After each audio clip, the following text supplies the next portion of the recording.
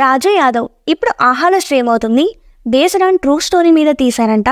చూసాక నాకు ఎలా అనిపించిందంటే డిసప్పాయింటింగ్ రొమాంటిక్ డ్రామా అండి. ఎందుకంటే నాకు స్క్రీన్ ప్లే అసలు నచ్చలేదు.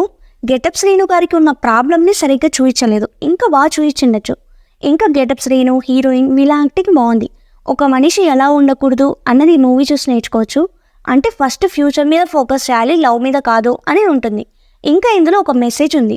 అమ్మాయిల వెంట పడి జీవితాలను నాశనం చేసుకోకుండా కనిపించిన అమ్మా నాన్నల్ని చూసుకోండి అని ఒక మెసేజ్ ఉంటుంది.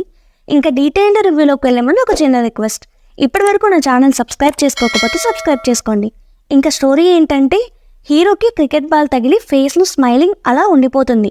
ఇంకా 2 లిప్స్ అసలు టచ్ అవ్వవు. ఆ ప్రాబ్లమ్ని ట్రీట్మెంట్ చేసుకునేంత మనీ వాళ్ళ పేరెంట్స్తో ఉండదు.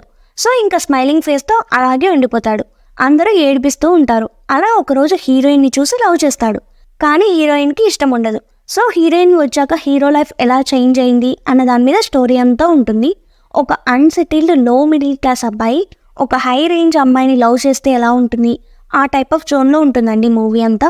గెటప్ శ్రీను గారి యాక్టింగ్ అయితే బాగుంది, స్మైలింగ్ ఫేస్తో ఉండడం అలా బాగుంది. స్టార్టింగ్ కొంచెం 10-15 మినిట్స్ స్లోగా ఉంటుంది.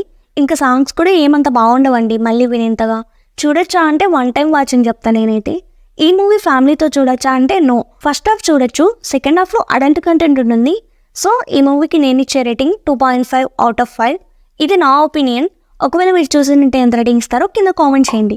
నా రివ్యూస్ మీకు నచ్చినట్టయితే please like, share and subscribe to my channel.